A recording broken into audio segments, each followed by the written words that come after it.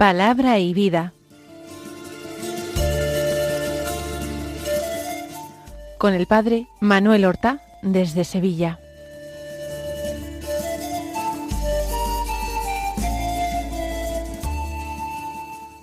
En el nombre del Padre, y del Hijo, y del Espíritu Santo. Amén. Alabados sean Jesús y María.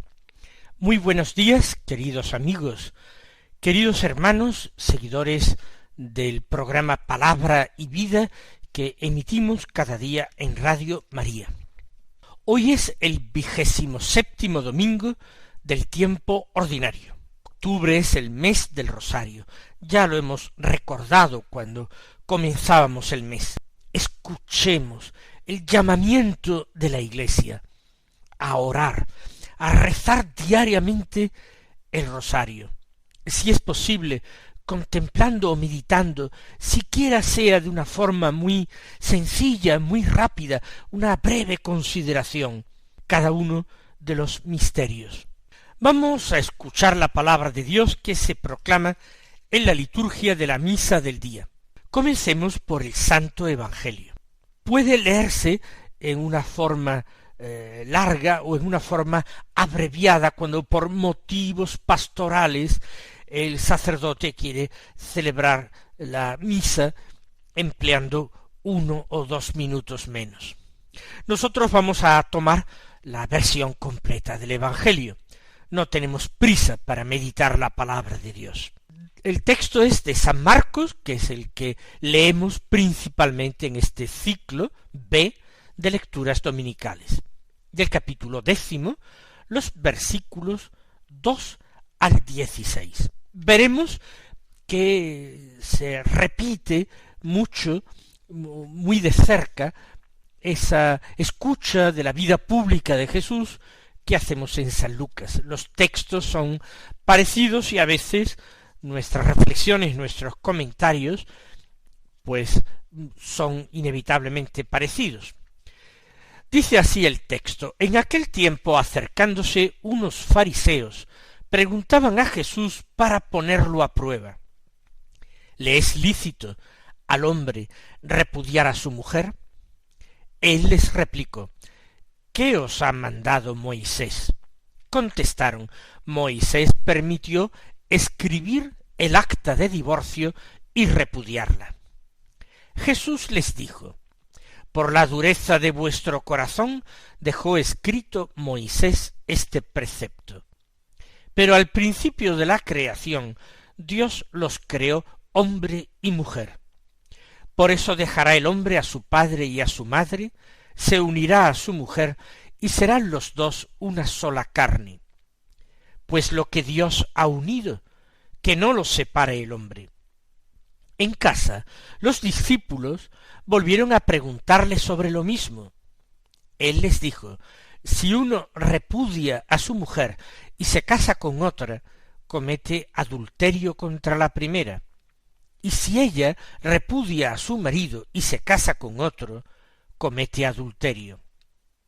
Acercaban a Jesús niños para que los tocara, pero los discípulos los regañaban. Al verlo, Jesús se enfadó y les dijo: dejad que los niños se acerquen a mí, no se lo impidáis, pues de los que son como ellos es el reino de Dios.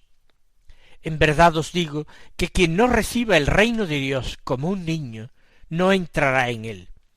Y tomándolos en brazos, los bendecía, imponiéndoles las manos.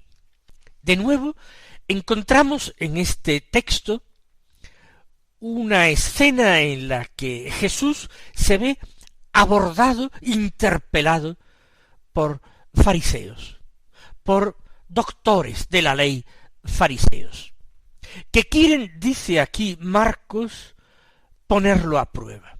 A veces tanta insistencia en ponerle a prueba revela que aquellos hombres ya tienen hecho un juicio sobre Jesús, un verdadero prejuicio acerca de la persona y de la enseñanza de Jesús.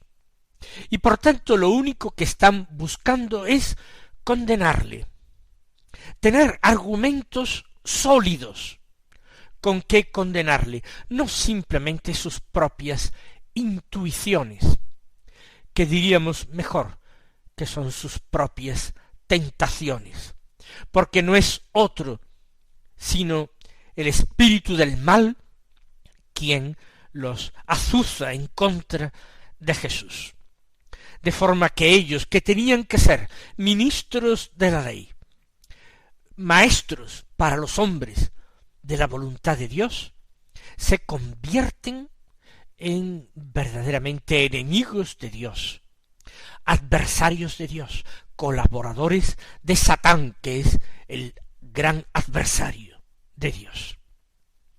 Quieren poner a prueba a Jesús, como el diablo mismo en el monte de las tentaciones, después de recibir Jesús el bautismo en el Jordán, quiso ponerlo a prueba.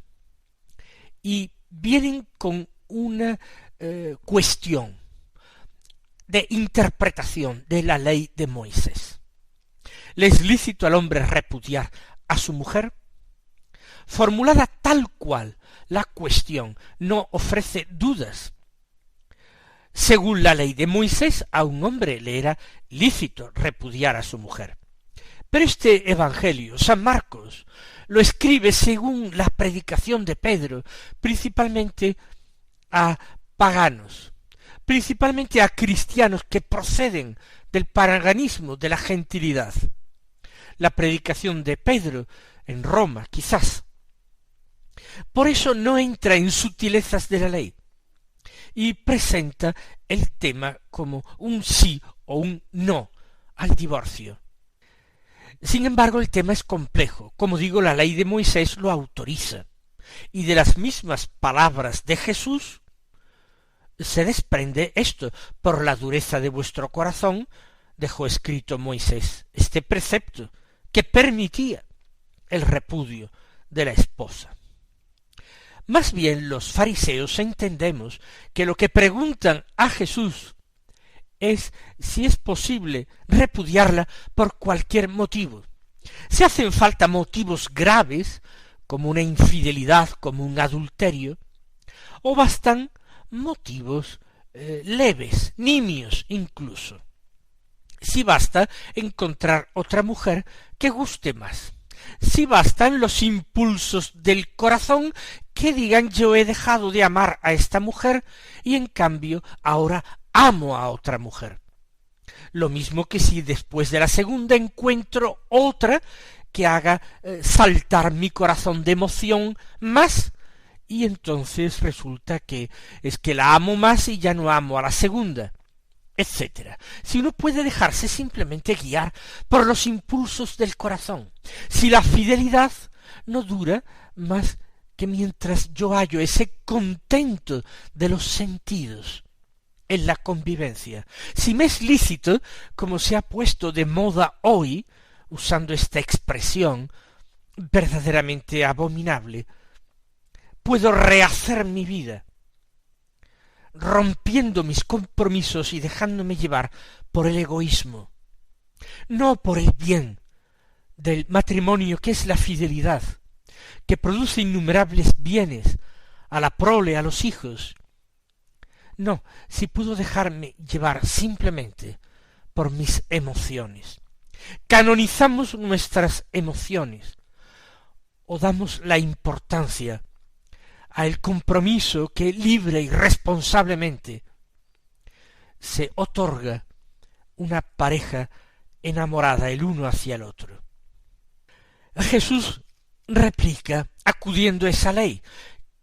Moisés, ¿qué es lo que os permite? ¿Qué manda? Y aquellos hombres dicen, Moisés permitió escribir acta de divorcio y repudiarla. Les faltó añadir, o al menos que Marcos lo recogiera, pero que queremos saber en qué casos esto es posible, porque ellos buscaban aplicar la ley a la vida concreta y por eso había que descender a la casuística. Pero no se imaginan la respuesta tan dura de Jesús. Es que Jesús corrige al mismo Moisés. Si queréis tener argumentos en contra de mí, ya los tenéis. Por la dureza de vuestro corazón, Moisés escribió este precepto que permitía el divorcio. Pero esa no fue la voluntad de Dios en el principio de la creación, ni es la voluntad de mi Padre ahora.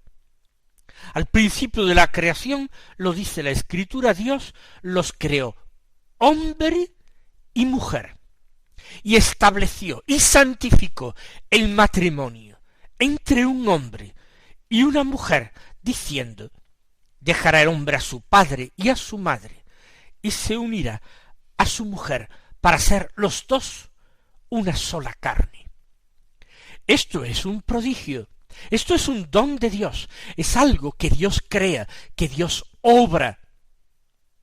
La conclusión entonces es evidente, lógica. Lo que Dios ha unido, que no lo separe el hombre.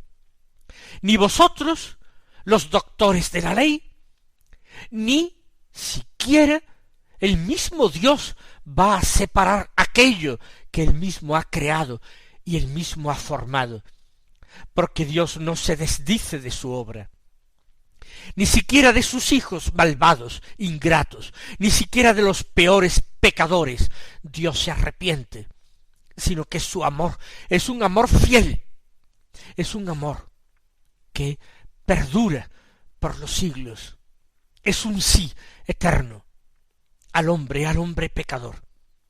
Por eso, si Dios crea esa unión entre el hombre y la mujer, ni siquiera Dios quiere romperla, y mucho menos Dios puede romper y permitirse separar y dividir lo que Dios mismo ha unido. Es tan clara esta respuesta que en otras ocasiones los doctores de la ley siguen arguyendo, buscando nuevos argumentos, pero en este caso parece que quedaron mudos de asombro y desaparecieron, porque la misma argumentación de Jesús era impecable, estaba apoyada en la Escritura, que es responder. Sin embargo, eso contradecía la práctica tradicional, secular, del pueblo de Israel. Por eso, al llegar a casa, los discípulos, que están tan sorprendidos, tan desconcertados como los doctores de la ley, siguen preguntándole sobre lo mismo. Es algo que vuelve a rebrotar en nuestros días, en nuestros tiempos. Y debemos, en fidelidad a Jesucristo, a la palabra de Dios y a la enseñanza secular de la Iglesia, al magisterio de la Iglesia, debemos mantenernos firmes en una enseñanza que no ofrece ninguna duda. Es cierto que nuestros tiempos calamitosos hacen vacilar a los cristianos, que se arrodillan ante los dictados del mundo para aceptar todo lo que el mundo acepta ante el regocijo de Satanás, que ve que se impone más bien su palabra que la de Dios, y que se cumple su voluntad y no la del Creador.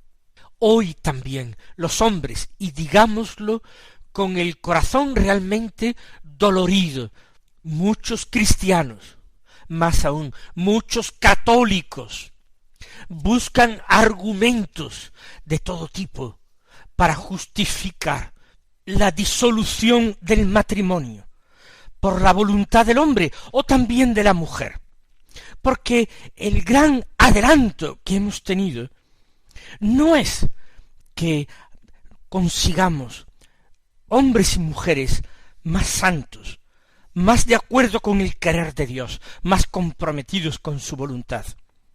No, ahora el gran adelanto es que no solamente el hombre pueda pecar, sino que la mujer también. Ya hay igualdad. ¡Qué gran progreso! Que no solamente el hombre pueda repudiar a la mujer, sino que la mujer pueda repudiar a su marido. Verdaderamente estamos en una época de progreso, en una época de luz. Verdaderamente estamos viviendo una época espléndida de santidad y de luz. No, mis hermanos, no es así. Todo lo contrario. las palabras de Jesús a sus apóstoles, que asombrados buscan aclarar esto, porque ellos han nacido, han crecido y han vivido en esta mentalidad en que el repudio estaba permitido y regulado por la ley. Él les dice, si uno repudia a su mujer y se casa con otro, comete adulterio contra la primera, comete un pecado gravísimo de los sancionados por la ley. Es un pecado abominable a los ojos de Dios. Y si la mujer repudia a su marido, ojo, también podría existir este caso en el Israel en tiempos de Jesús. Pues sería verdaderamente extraño, pero realmente para nuestros tiempos lo dejó el Señor escrito. Si la mujer repudia a su marido y se casa con otro, comete adulterio. Digámoslo claro con las palabras de Jesús. No es que rehaga su vida, no. Ese segundo matrimonio no es rehacer la vida, es arruinar la vida. Es enfrentarse con Dios. Es de nuevo dejarse seducir por la serpiente del paraíso que dice, no, de ninguna manera moriréis. Es que Dios sabe muy bien que el día en que comiereis de este fruto se os abrirán los ojos y seréis como dioses. No, Jesús se equivoca. Es que Él, envidioso de vuestra felicidad, envidioso de que podáis rehacer vuestras vidas, os manda preceptos imposibles. No. ¿Y quién es el que nos dice todo esto? No es la voz de la misericordia, es la voz de la serpiente antigua que en el árbol arruinó a Adán y a Eva la felicidad de que gozaban. Vamos entonces a escuchar la palabra de Dios, a ser consecuentes y no enfrentarnos con Dios pretendiendo enmendarle la plana.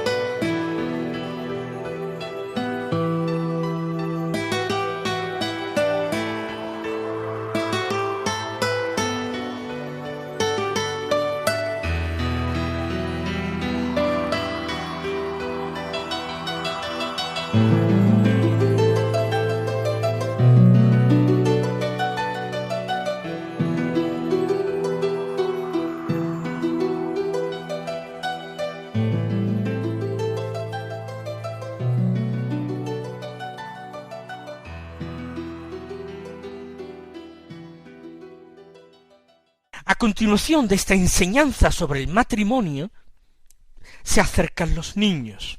Las mujeres estarían cerca, en casa de Simón Pedro y de Andrés. Y había niños pequeños. Y ellos, después de esta enseñanza seria y grave a los discípulos, que no paran de abrir los ojos y quizás de rascarse la cabeza con asombro, se acercan los niños, las madres se los acercan, para que Jesús los tocara, para que la santidad que desprendía su persona, para que la vida que emanaba de él, pasara a los niños se beneficiaran de ella. Se trataba de que Jesús, que era el hombre de Dios, quizás lo conocían ya como Mesías, bendijera a sus hijos. Y el Señor lo hace, pero los discípulos les regañan. Quizás son aquellos que son padres, parientes, tíos, abuelos de esos niños, los que los regañan, quizás si están en casa de Simón y de Andrés. Pero Jesús, a su vez, regaña a los apóstoles. Más aún Jesús, según San Marcos, se enfadó. Es el segundo evangelio, el de San Marcos, el que presenta con más realismo las emociones humanas de Jesús. El Señor se enfada. ¿Por qué? Porque aquellos tratan de enmendarle la plana. Él está bendiciendo a los niños y ellos procuran alejarlos. ¡Qué grave responsabilidad! Alejar de Jesús, de su enseñanza, de su bendición, de la vida que Él trae a los que son pequeños. No solamente a los niños, a todos los que son pequeños, pequeños por su ignorancia de la palabra de Dios, ignorancia de la doctrina de Jesús. Y se puede ser un premio Nobel y se puede ser profundamente ignorante en las cosas de Dios. Y se puede ser también pequeño y confiado. ¡Qué grave responsabilidad para los pastores la de guiar bien al rebaño y no desorientarlo! Por eso Jesús dice: dejad que los niños, dejad que los pequeños se acerquen a mí, reciban de mí la vida. No apliquéis vuestros criterios. Yo sé mejor que vosotros lo que conviene. No se lo impidáis, porque de los que son como ellos es el reino de Dios, de los que son como niños, de los que son pequeños, quizás de los ignorantes, como de los débiles en todos los sentidos. En verdad os digo que quien no recibe el reino de Dios como un niño, no entrará en él. ¿Cómo nos recordaba todo esto esa santa cuya memoria celebrábamos hace muy poco, Teresa del Niño Jesús? Ese caminito que él encontró, que es el camino de la infancia espiritual. Teresa del Niño Jesús era de todo menos una persona ingenua y débil. Ella era fuerte, con esa fortaleza que infunde el Espíritu Santo en las almas grandes y que las hace santas.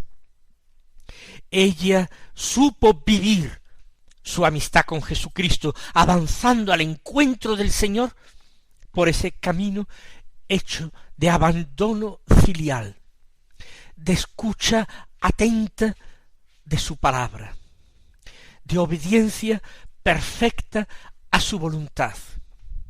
Verdaderamente ella se olvidó del todo de sí misma, murió perfectamente a sí misma para vivir en Cristo. Ese es el verdadero camino de la infancia espiritual.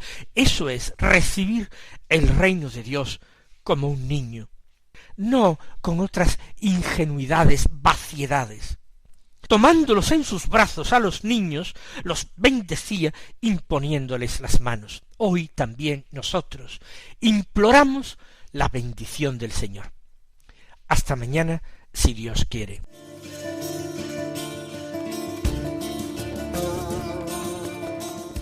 Han escuchado en Radio María Palabra y Vida, un programa que dirige el Padre Manuel Horta.